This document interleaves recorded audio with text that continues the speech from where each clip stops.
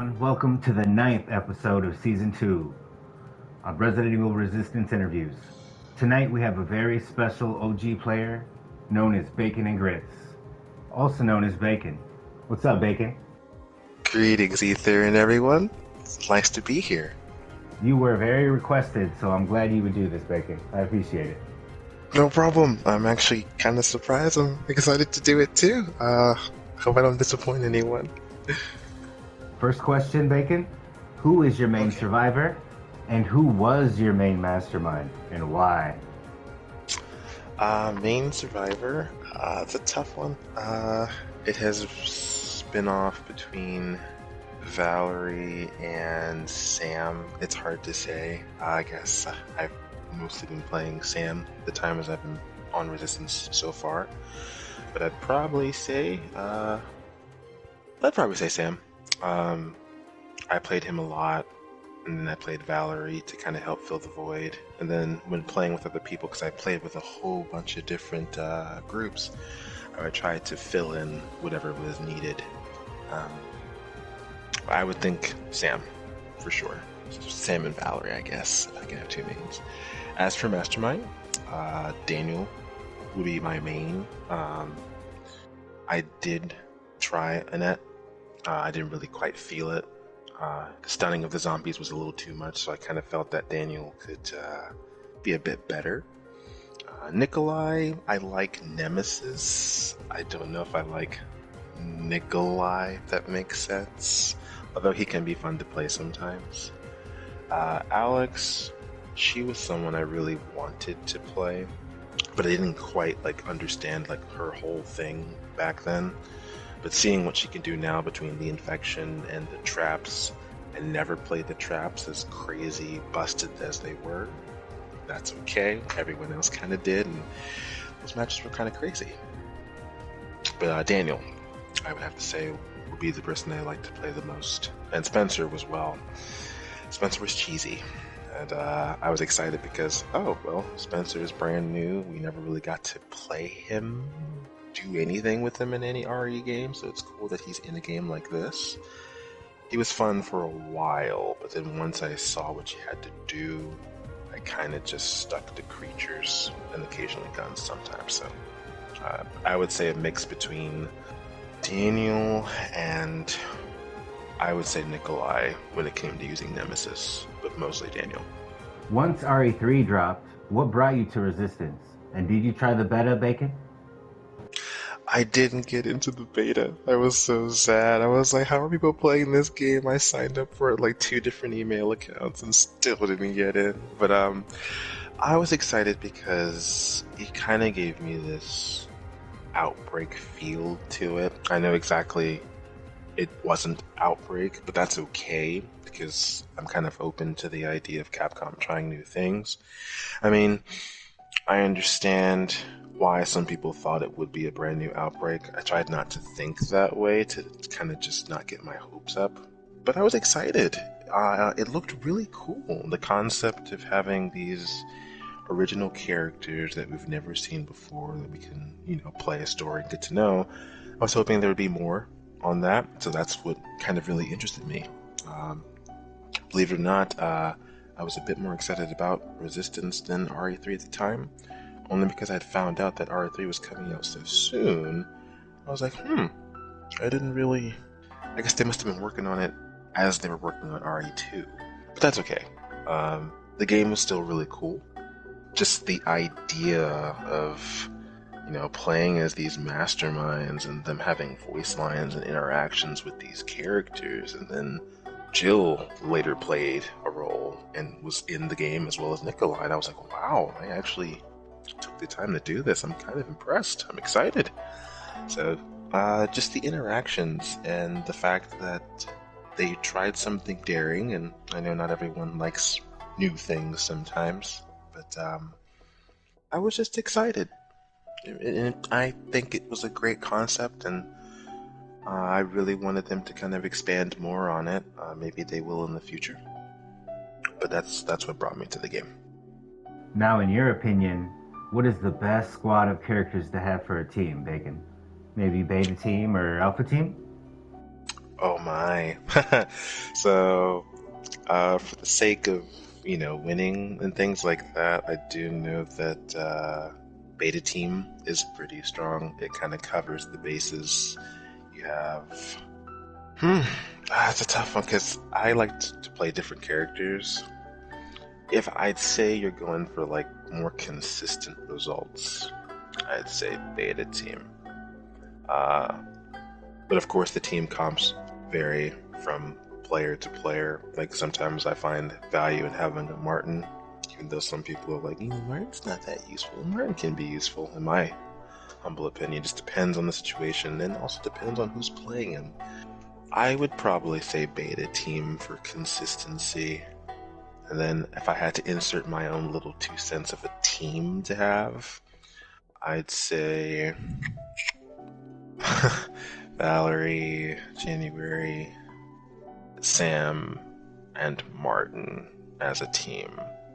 I know some people probably disagree with that because without a Tyrone, that's a lot of there's some risks there because you have a Nemi rocket that could kill anyone at any time because Tyrone's ult is not there to protect them. Martin's flash may not go off, and he has to do a little bit of a animation before it gets to go off, so you kind of have to know the timing on it. But I think Universal, I think that handles a lot of things too, because now that they've given Martin traps, like the disarm traps with his flash, he's become a really variety character in my opinion. I mean, yeah, Tyrone has always had the trap perk where he would take less damage from it, but it wasn't encouraged to step in traps unless you absolutely had to. So having Martin who could kind of juke traps in his own little way if you were smart about it, like for instance, taking Alex who's throwing traps on the team, and you kind of mess around with her and touch a trap, pretend like you're disarming one. You can do that to get her attention, and kind of allow you to kind of be the focus of attention, which lets your team do other things while she's trying to blow you up because, well, it's Martin trying to destroy her traps. I don't think anyone appreciates that at all. But I would say beta for consistency. Bacon, was there anyone in particular that inspired you to be better at this game and improve or change your style? I would say yes, because before I learned that teams existed, I played with some friends that they were a little competitive, but we didn't quite understand like what it meant to kind of be good at the game. Like I had a general understanding of what to do, but in terms of putting it in a team play aspect, I would say I first ran into trying to think. Oh man, there's a couple people I ran into. Sorry, you have to give me just a moment to kind of recollect because it's been such a long time. I remember first running into Ranger Danger and some of his squad members, and I know that I had some assistance in terms of getting better. I think he opened up the idea of wanting me to be on his team and to play with him in his group for a little bit, and I did enjoy it. Like with Kai and Adrian, I think Dark was also around too, and Unmei. I did enjoy trying to understand like what it meant to be team, like a team player and things like that, because when you play solo queue, you don't really know these things. You're kind of playing for yourself because the idea of you and all three of you working together is probably slim to none. Because of course you have I like to call you have your wanderers that just go wherever they want, not caring about the dangers of opening doors and getting gooped and getting killed by monster rooms and things like that. You've got your people that are, objective focus, but then if they're objective focused, they don't have the backup they just don't have backup. So they're kind of doing everything, but there's no one there to help them. And then you have people that just sometimes just don't know what's going on. There's no way to really emote or... Well, there is, but there's no way to really communicate. So I would say Ranger Dangerous group, and slowly after I met their group, I ran into Pappenkeck's group. There would be times where they took me in. I heard that they were quite the squad back then, so I did my best to get to know them. They also seemed like some pretty cool people at the time. I had no idea how good I was as a player, so I decided to test my Mastermind and my Survivor skills with those groups, because I was around them for a long time. Those groups kind of inspired me to want to do more and, be really good at the game. And I think for the most part, it did require, like any game that you try to be good at, you lose a lot. And some people have ways that encourage you to be better. It may not seem that way at the start, but as you play with them, understand them more, you begin to start seeing the things that they, excuse me for me the burping sound, so my stomach just rumbled, sorry. You start to see the things that you weren't able to see when people start to point them out. Some people are nice about it, some people can be blunt about it. It just depends on how you take it. I didn't quite understand that. But all in all, once I just kind of looked in the mirror for a second and just played the games and customs, I played a lot of customs with Pep's group too back in the day. It really helped me shape my Mastermind abilities as well as my survival abilities. So I would say they were big contributing factors to that. Do you play this game casually or competitively? Sweat or non-meta? I like to play casually, and sweating is sometimes fun. Sweating all the time can be stressful. I can do that, but if I had to pick a preference, casually, but also kind of introducing a little bit of sweat here and there is kind of how I like to play. But because of like the groups I used to be in, sometimes it just had to warrant being sweaty, because essentially you came across masterminds that were very good, and it required you to essentially kind of have a little bit of your A game. And being around people that were on their A game a lot kind of promoted that type of atmosphere. Both. It is fun to have a mastermind that kind of makes you guys think, really puts you on your toes. And then sometimes it's nice to just, cruise control. Not completely cruise control, but it's nice to just be able to play through the game and have like a little bit of difficulty here and there. Like it's not too crazy about what's going on. If I had to pick a preference, I would say semi-casual, a mix in between both. I know how to turn them both on and off. I guess that comes from playing fighting games a lot, but yeah, semi-casually, if I had to give you an answer. And then in terms of meta, not really a meta guy. I've never really enjoyed the meta, but as they say, the meta is meta for a reason. I still would probably pick off meta, just because you never know. Underdogs are a thing, and I value that heavily in this game. Non-meta as well.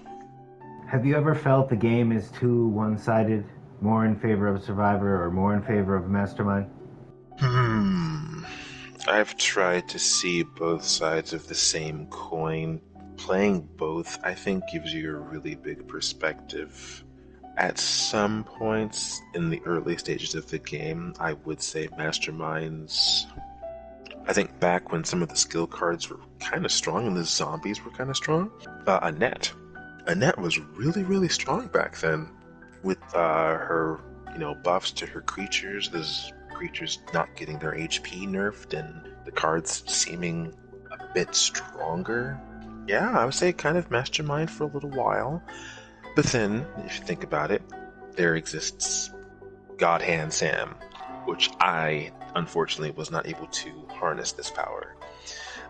His abilities were off the charts, and I never really got to see that because I kind of struggled to unlock stuff due to playing solo queue a lot. There were people who played in teams, so it was kind of easy for them to unlock all the abilities and then put them to the test with certain characters. And Sam was pretty strong. His dash punch was crazy fast. He did insane amounts of damage.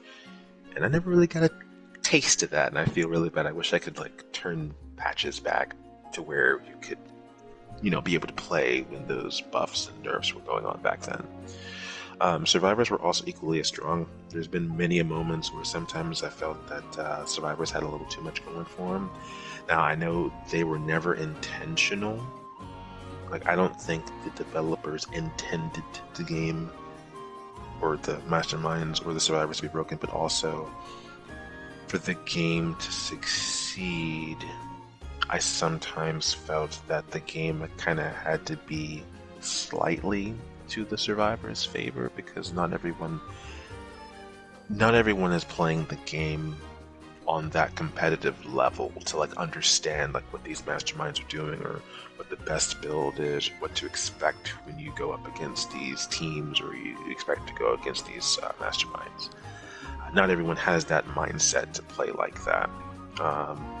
So I think the game naturally being a little Survivor-sided is okay, but sometimes there were moments where it felt like there might have been one or two cards or one or two perks of character mastermind that I wouldn't say broke the game entirely, but it made you think, and if you just didn't have a certain type of setup, or if you weren't prepared for it, it'd be really, really tough for you and whoever you're playing with, because you're just not prepared for it. I would say, yeah, there have definitely been some moments, but I would just try to adjust to each one appropriately as best as I could. So Bacon, what's your best memory of this game? And who were you with when it happened? Oh my, there's so many good ones. If I can remember them, I'll try to name a couple. But one memory I do remember, there was a certain team that I ran across when I played Daniel. I think it was Chris Yelvington's team, or I think he was Chris or Scoops Ahoy back in the day. I ran into his team, and I was playing Daniel at the time. I was like, this Tyrone is really, really smart. I think it was Cody Lodi who was playing Tyrone at the time. This man is kicking me a lot. I don't get it. He's waiting. No one's ever done this to me before. I just kind of was smiling in my head like, who is this guy? Why does he keep waiting for me? So it kind of inspired me to change my play up a little bit, because there were times where I would kind of look on the map and I'm like, where is he on the map? Where are the other three? Okay, I think I see what's going on here. It made me think a lot more, because it was the first time I had run into like a team that wasn't like Pepper Ranger's team at the time. And I just was curious. I was like, whoa, I've never seen a really good Tyrone player. I haven't really seen people play like this before. And so my curiosity was piqued. I unfortunately didn't message or friend them the first time, but I ran into them a second time. I kind of remembered. I was like, these names are familiar. And eventually, I kind of just, I don't know, I'm trying to remember how that went down. Oh, one of them, Scoops, messaged me, what are grits? And I had to explain to everybody what like grits were. And of course, not everyone's fond of grits. And eventually, I ended up playing with them and kind of being part of their team. And I'm sure many people have seen me with that group from time to time quite a bit, especially when we played games back then. That was a really fond memory, only because I'm trying to remember the team entirely. I think it was Chaos Theory, Cody Lodi, Scoops Ahoy, and then there's, oh my gosh, why can I not remember the name? I have to jog my memory. I almost want to just go on my YouTube real quick, because I think if I see it, I'll remember it. Why can I not remember her name? I'm going to be really mad when I remember it. For now, that team, I remember them fondly, and then having fun games with them. Another fond memory I had was running into someone named Wallpress. He was a really cool mastermind. He was really good at pretty much almost every mastermind he played, and he was always challenging. And I remember I remember having kind of sweaty games with them, but they were still fun. But I would say a big memory. There was a game I had. I could definitely hit my YouTube up for this because I remember the names for sure. But it was Modiel, Abul Halal, Walid Rocky, and I think a name with an X. It was probably one of the most intense Daniel games I think I've ever had. I lost, but just by a hair because I didn't quite. This was back when the remote shells came out. It was on Uptown, and the Kashima was invented too. And as we all know as Daniel players, none of us liked that knife. But I understood the inclusion of it, because a lot of people who played the games that were new or just never played against Daniel that ran endurance, well, kind of fought him without really thinking. And so the Kashima was made to deal with that properly. As sad as it made me, I kind of saw it as a challenge sometimes to work around it and do the best you can to fight against it. And that team really pushed me to the limits in that match. It was really, really awesome. And I definitely can never forget that. And then, of course, the customs I've always had with Pep's group. I'd stay up back when I had a little more time on my hands, stay up late nights, just always enjoying having some customs here and there. It was ugly at first because, well, getting beat up all the time, whether you're playing Mastermind or Survivor, when you're doing the best you can, and sometimes it felt like your efforts were in vain, but as you played more and more and more, you really started to see the progress, and it was enjoyable. It was rough, though, at the same time. But once I started to see results, like starting to blossom and peak, I was like, well, all these losses and stuff aren't actually paying off. Because I could take it to other teams. I could take it to other, masterminds and do the best I can. A lot of fun moments. I think there was a moment in time where I think me and Cody were duoing. Those were also some really fun times where we would run across, like when Sinnoh Beats was a thing, and I missed that guy. Never really got a chance to play with him. I think I got a chance to play with him once in Swing Point. I think never had a chance to play with him. There were so many moments I could think of, just being on their streams and meeting Lynn Quay, just meeting so many people and being able to play with them, regardless of how good they were and things like that. It was just nice to have like those experiences. There's a lot of memories I could just take a trip on, but I don't want to take that much time. But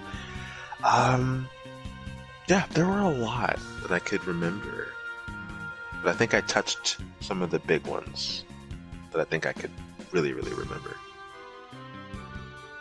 What are your thoughts on the Resistance community as of right now, and why do you still play in it, Bacon? Okay. So the community, I've always thought highly of.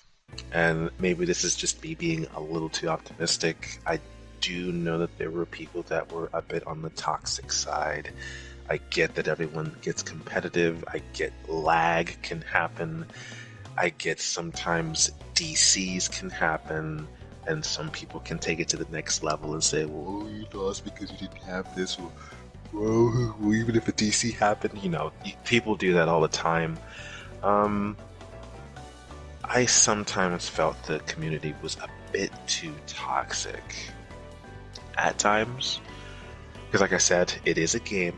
It is competitive when you really look at it in depth, but not everybody saw it that way. Some people saw it as a way for you to come together with some friends to play against this guy sitting behind some type of monitor and trying your best to escape. Some people saw it casually and did their best, and if they lost, they lost. And then, of course, there are some people, well, they don't really want to lose because they really want to defeat the Mastermind because they're either really good or they just have that mentality. And that's okay. It's just a mixture of a whole bunch of things. It just depends on who you're playing with at the time. It's only when it gets taken to the extreme or when someone, says certain things about it that can make it not fun or fun for a person. And that just, like I said, that varies with everybody. If I had to say overall, I think the community can be pretty awesome, but there are times where playing Mastermind or playing Survivors and going through certain things, especially if it's regional lag and things like that, that can bring out the worst in us sometimes. I think for me, I don't think I've ever had like a true crowning like rage moment at all during my times. I've had some disappointing moments for sure. I've had some moments where even I would get really disappointed or really kind of sad with myself because sometimes I felt like I was going up against teams or sometimes even friends. Like I said, I had a whole bunch of customs with Pep's group, and they were considered to be one of the top groups that played the game, and there would be times where I would just get so disappointed in myself because, well, it felt like everything I was doing just wasn't really amounting to anything. But it was. But it took me a while to see that. Some people, arguably, might have left or just quit because it was just, well, you're getting killed, your cameras, you're not fast enough, and things like that. There's so many things to take into action when you play Mastermind and Survivor that some people just can't handle that type of pressure, and I understand that entirely. But I think that's also what kind of made the community kind of cool too, because seeing these Masterminds and Survivor teams come together and, see what they can really do, and also the amount of friends you've made, I'm sure a lot of people who've played this game have made a remarkable amount of friends that they could never do otherwise, because this was also back when COVID hit pretty hard. So there really wasn't much for you to do. So this game, in a way, really brought a lot of communities together. I had been through so many different groups of people that I enjoyed everybody. Like, I could just name off so many people, like, Fido Lenore. I think I'm going down memory lane again, only because, again, like I said, I had a lot of fun moments with the community as well. I think the only hardest part is when sometimes things were taken a little too seriously, even when you're doing the best you can, and sometimes you can't get them all. But of course, you always try to. It just depends on who you're playing with at the time. I think the community could be better in terms of not being as toxic as they can be sometimes. Like I said, I know things happen. Lag can happen. Regional lag is a thing as well. There's nothing you can really do about that. Just try to make the best of your situation as much as you can. And of course, if you're playing on a team, they did something wrong, or you felt that they could use a little more, communication or certain aspects, just don't be afraid to let them know, but kind of approach them properly about it. I think if people kind of came together, explained situations more, and were a bit more understanding at times, I think the community could be even better. All right, Bacon, now this question is kind of hard. How would you change the meta of this game? What would you add or remove from it? Maybe more equipment points, stronger creatures, or weaker guns? What do you think, bro?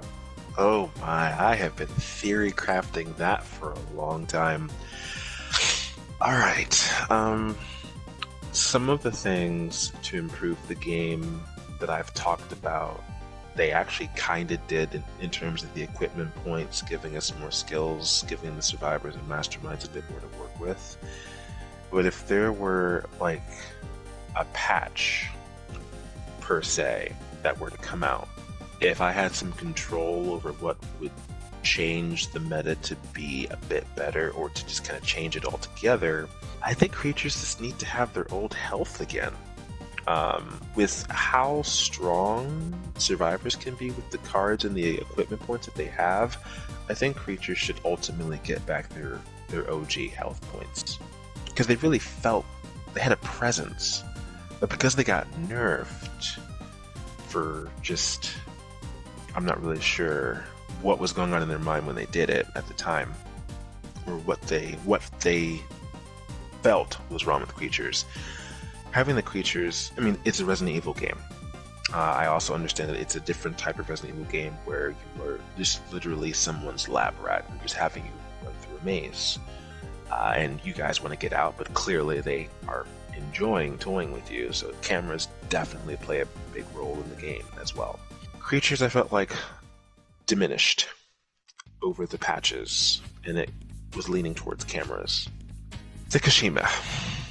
This has been something I have been trying to find a way in my head to just what would be the best way to approach it. Because if you nerf it too much, Daniel then becomes arguably one of the best characters, if not the best character in the game, because he has some pretty unique skills that really none of the other masterminds have. The ability to just be able to walk around in a zombie and not care about it, aside from either getting flashed or grenaded or just blown back from some type of rocket or some knockback, is insane when you think about it. And imagine if one of the newer cards I think one of the newer abilities he got was a separate ability that wasn't on endurance. I think it's the synchronization mod or something. I can't remember the name of it, but just imagine having the ability to get 4 creatures from the camera angle, control 1, have all of those zombies in that little squad have every ability that they would normally have as if he were controlling them. He would be absolutely nuts. And then the fact that the Kashima gets nerfed would, well, he would become broken. I think, like I said, also with Sam being crazy good, I also never really got to play Daniel at his peak. I think an appropriate thing to do with the Kashima would be to maybe give it. This is a tough one. I really don't want to say this. I feel like I'm going to get tapped if I say this. I would say 4 to 5 charges. It eats up durability quite a bit. I would say give it to 4 to 5 uses. Maybe no, we'll do 4. We'll do 4 uses. Give it 1 more than it usually gets. 4 uses.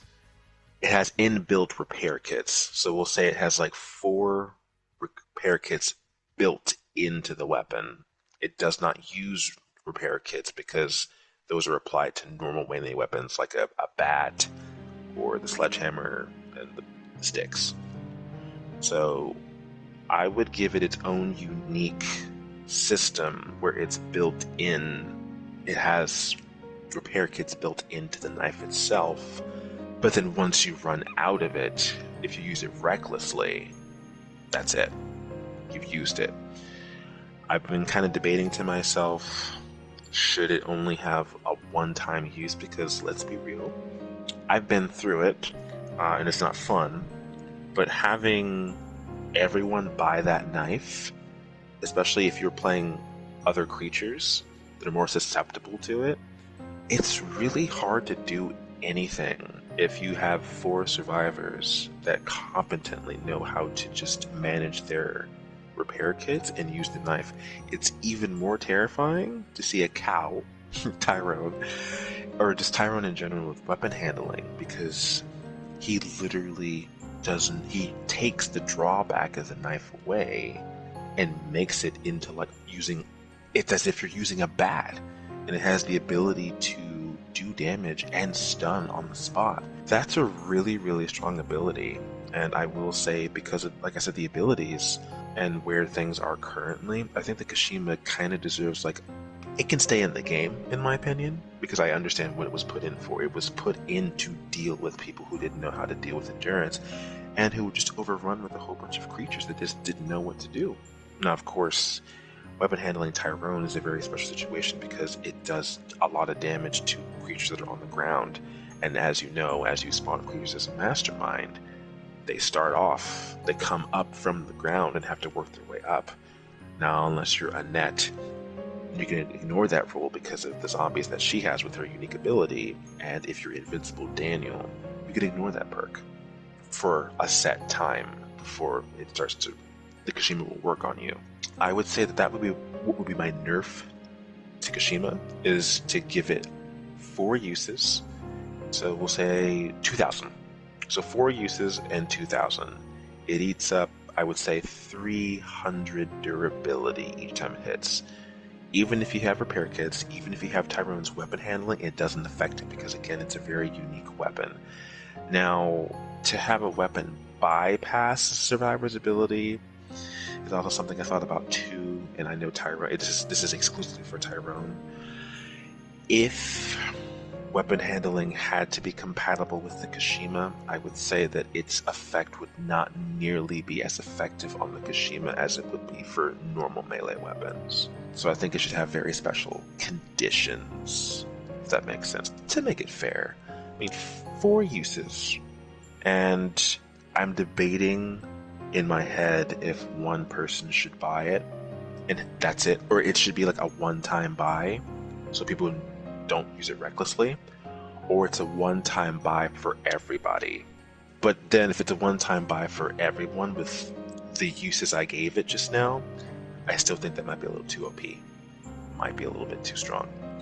I would say, and again, I might get attacked for this, I would give it a 1 person can have it. Or no, better yet, no, we'll do 2. We'll do 2. 2 people, it gets 2 uses, that's it. You buy it twice, no one else can get it. 4 uses, 2,000 charges per use. It uses up about 300 to 350 per swipe, regardless if you have weapon handling, iron sheets. If we're having to make an exception for Tyrone, there's a slight reduction. That would be my nerf to the Kashima. It's still relevant. A couple people can buy it, that way the Mastermind has somewhat of a chance. And even then, 2 people having a knife is still kind of an uphill battle.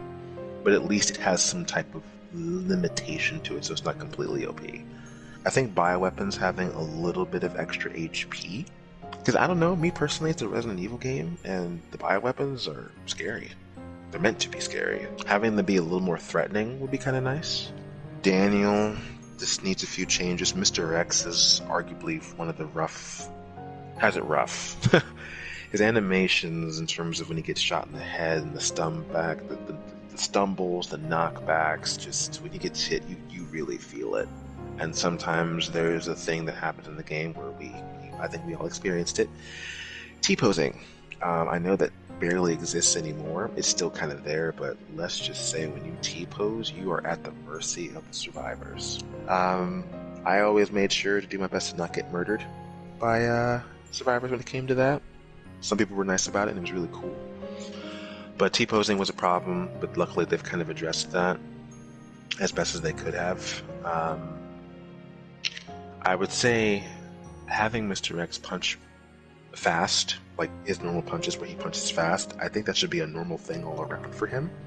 And having his, what's that perk? The ability where he literally like shoves people, that shouldn't be a perk. That should be something that he does innately, because in the game, that's something he does naturally. He literally just shoves you when you try to juke him. They turned it into a separate skill, and I think that really, really hurts.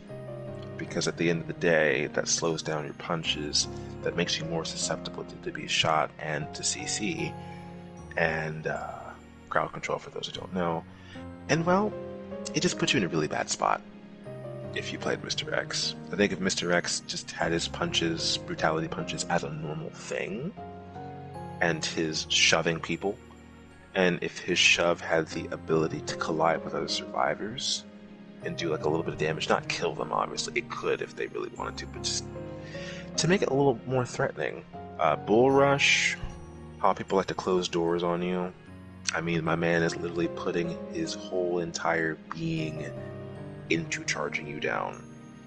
I think he should be able to open the doors if he's doing that, especially if he's already in an animation where you can hear that wind as he's charging. No door should stop him, because just look at him. Look how big he is. Look how tall he is. My man is putting his whole force into charging you to hit you. But that's just me. That's what I would do for Daniel.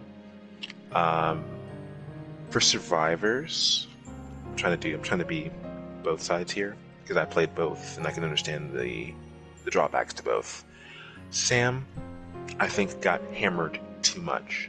He still, in my opinion, can be a good character, but most people nowadays consider him to be a situational character. But for me personally, because Sam's a boxer and I've always enjoyed that sport in general, and I kind of do it myself a little bit, I think Sam got hit too hard at times. The first nerf, I completely understand. He kind of had it coming. Like I said, I never got to have that flavor of the month when he was that OP. So, from a standpoint, I am sad that he got nerfed because I never got to try it. But it was understandable because he was just too strong. His recover was really good. His damage was absurd, and if he could do the damage back then with what he has now, he'd arguably probably be the best character in the game. He has mobility, which a lot of characters don't have unless you're Jill.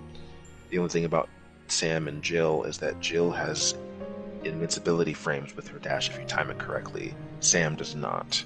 So you have to be smart about where you're dashing. With what he has with the nerfs, I would bring his recover punch back. And I would probably, rather than having 5 seconds, I think 3.5 seconds for his dash punch. I think 3.5 seconds as opposed to 2 might be a middle ground, because his dash punch is kind of what made him unique to other characters. I'm trying to think what else. Blunt force, I would bring it back to normal as well. I'm trying to think. Hope I'm not going too crazy with this. But I would bring it back to normal, especially with what Masterminds can do now. And Unstoppable. It's a really interesting perk. I think if he had it to where it didn't override Limit Break, or what was another perk that he had? I think Blunt Force, Unstoppable, and then Limit Break. I think if Unstoppable were on another spot, it would be used more. But because you have to decide between Blunt Force or Limit Break, that's a lot of damage you're missing out on. But some people don't like to take risks, so I can understand why you would put Unstoppable on. But that means you would also have to compensate for the amount of damage you're missing from those two perks not being on, at least one of those perks being on. I liked it personally, and sometimes I would even run it myself, but I'm a Limit Break kind of person once I played it enough. January, I think January is pretty good at where she is. I think maybe nerfing the cost, or nerfing the time.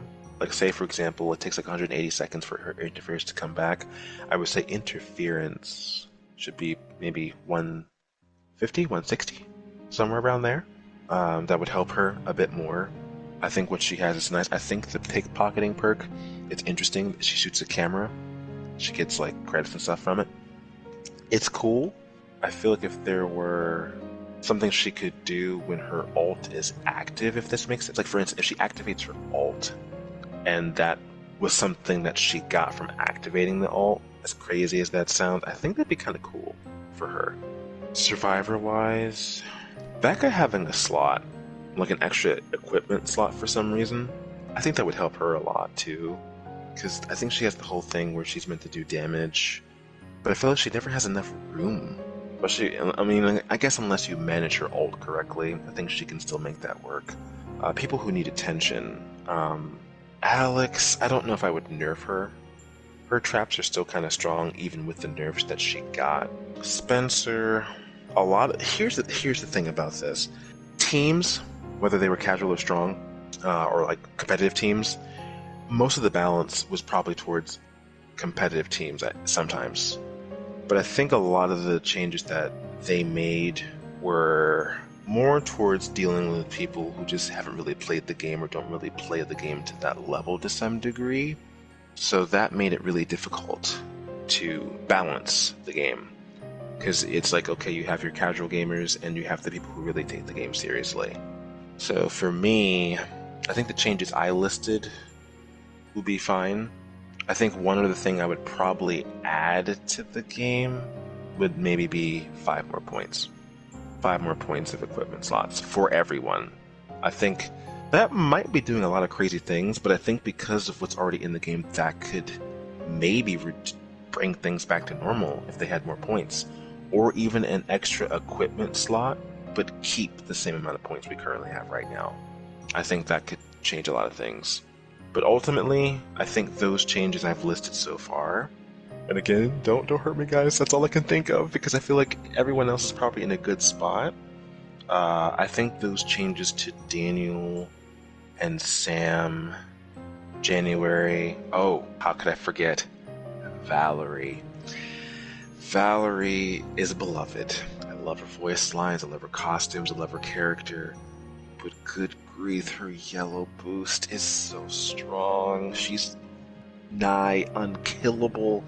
She becomes one of the strongest characters just from eating a yellow herb. It's absurd. I think they need to nerf that a little bit because that's really, really OP. If Fire Lord Val wasn't a terror in itself, and thank goodness they got rid of that, I think Yellow Boost needs to be addressed a little bit. That's really, really strong. I know why she needs it, because her health is abysmal, but at the same time, that should be her drawback. A character that can scan, that can give the team more damage, heals everybody, literally is the boon for everybody on the team. In my opinion, healers come at a price. You know, playing someone that can do all this, it's only natural that they don't have as much HP, and they have to be really careful with them, because if you're caught out, if you're too far, if you don't do certain things, that could really hurt your team. So I think with her HP and stuff can be where it is, but Yellow Boost needs to be nerfed a little bit. Scan, I think, is alright. Other than that, I can't think of anything, because I think that would be getting too involved with the game. So those are all the changes, in my opinion, that I think I would make to the game to kind of balance it out. Alright, Bacon, now it's time for the two fun questions. Now, in your opinion, just for fun, which player is the best with that particular survivor? So, best Valerie? Okay, best Valerie. Oh my. Kind of going off of what I think it was Cody, his video, in terms of the times. Currently, I would say Valerie's that struck out to me. Dater Scorpion, Sims, Pleb, some PC players as well. I think it was American Oxygen. He was a really good Valerie player from what I remember. I think Violetary, I think her name is. Who played Valerie? Was it Kai or was it... No, it wasn't Kai. Who played Valerie among a Rangers group that I remember kind of being cool? Adrian? I think it was Adrian. I think Adrian was pretty good with her. There's someone else that I'm trying to think of that was really good with Val too. Was it Ivetska? No, she was Jan. Maybe she was both. I can't remember. But that's a name that strikes out to me too. Those are the Vals that and there were a lot of good ones. I may be forgetting some people, and I apologize in advance. I played with so many people. Cody also played a pretty awesome Val as well. I feel so bad, I'm sorry. I think those are all the names that come to my head, but that's not to say that I haven't seen any good Valeries, and if I remember, I'll make a list or shout out in the comment section or something when I do. But those are the Valeries that I can remember being really awesome at that character. Best Jan, in your opinion? Oh my. Dominic is definitely up there. Who else? Secret Ninja, Ivetska. I'm saying her name right. Dark Cloud, Dark Toxicity, Bam and his wonderful USB exploits, and who else? Come on, so sorry. I just know so many people. Who else played Jan that I can think of? Oh, it's killing me. I want to say there's a PC player too. What's their name? It's killing me softly. Nemesis Falafel or Vaffel? I think it was Nemesis Vaffel. I think, if I'm wrong. And then to go back to the Valerie thing, I think Niu Pew, I believe, is a Valerie player as well. But yeah, Nemesis, I think that was the other January player that I could think of. Best Sam. Oh my. Lots of names come for this one. Where do I even begin? Pep, Cody, Alex Wesker, or Alex Wesker, Mouse Evil, Weston, or I think French Reaper is also Alex Wesker's name as well. I think Abul Halal. I think he played Cool Sam. Yeah, I think he played Sam. Yeah, I think he played a lot of characters, but I want to say I remember him being a Cool Sam. Oh my God! Speaking of that team, that just made me think of that team. Sorry, going back to Valerie. Another name I'd like to add to the list. Waleed Rocky. No, we'll go back to Sam. Oh my goodness. Why can I not think there's one more person? There's so many names though. Elsie Musho. He's a PC player. I thought him to be a pretty cool Sam. I think that's all I can think of on the top of my head. Sam was a really tough character to use. Conquer as well? He was a pretty good Sam, I thought. I think that's it that I can think of. Best Tyrone. Best Tyrone. Ultimate Mega definitely comes into mind. Cody, Kai Hiwatari, Adrian. I want to say Weston for that one too. Jared, Scooby Gamer? Scooby Gamer, I think? Or did he play some? Maybe he was maybe he was the Jan. Maybe he was the other Jan I forgot to mention. So going back to Jan, I think Scooby Gamer. But going back to Tyrone, I think Scooby Gamer as well. I think Lin Kuei played a pretty cool Tyrone. I think that's all I can think of right now. Best Martin? From what I can remember, because you don't really see Martin that often. I think a PC player that I know of was... what was his name? Lazy Bear? Lazy Bear Alex? He was a PC player that I remember being really good. Who else do I remember? Leon? Leon 13? I can't remember if he played Martin. I think he did. There's like two other names I'm forgetting that stick out as Martin mains. Oh, Gloomy! I think Gloomy Sunday, I believe, is one of them. And then there's one other Martin. I'll have to think on it. I'll have to continue remembering, but I want to say those are the Martins I can remember right now. There's some other Martin that I'm forgetting. I know I'm forgetting it. It's making me upset because I know it. It's at the tip of my tongue. You have to come back to it. I'll figure it. I'll remember it. Best Becca. You, of course. Ether. Who else played a main Becca? Paney Kotsky. It was a PC player that I could think of. What was his name? Cinder Ash when he was playing. That was a really cool Becca. Shoot. That's all the Beccas I can think of right now. You'll have to come back to me for that one. Thank you very much, Bacon. Of course. Best Jill. Oof, best Jill. Scoops Ahoy Chris. I think he's known as Chris Yelvington now.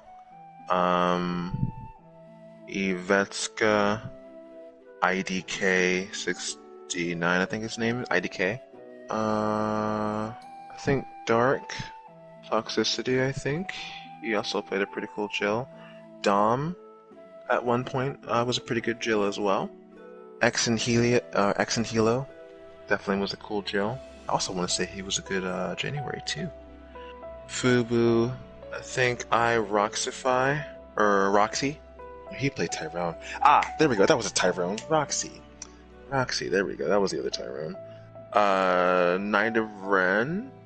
I think that's all I can think of. If I had to go back and give a shout out to someone else, I'm gonna say Koji somewhere. Koji was up there somewhere. I think he was Jill.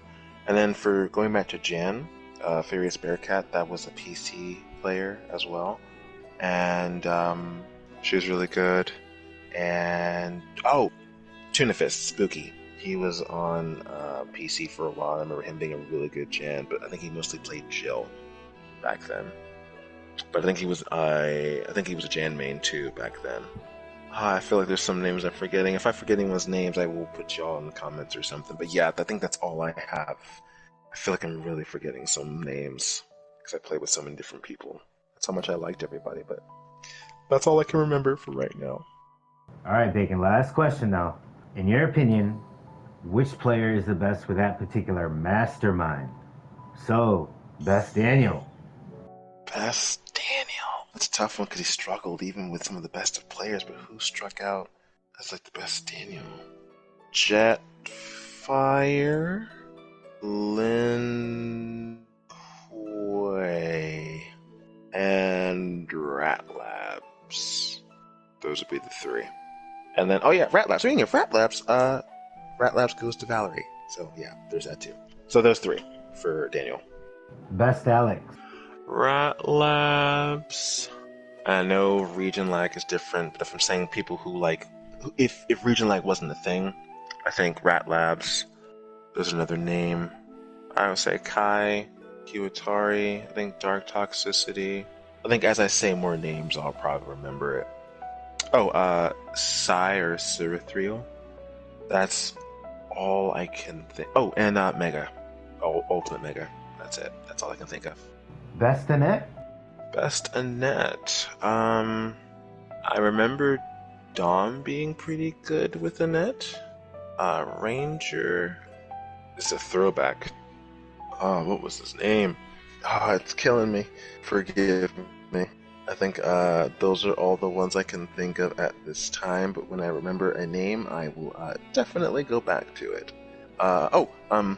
Bronco. I want to say Bronco Fever.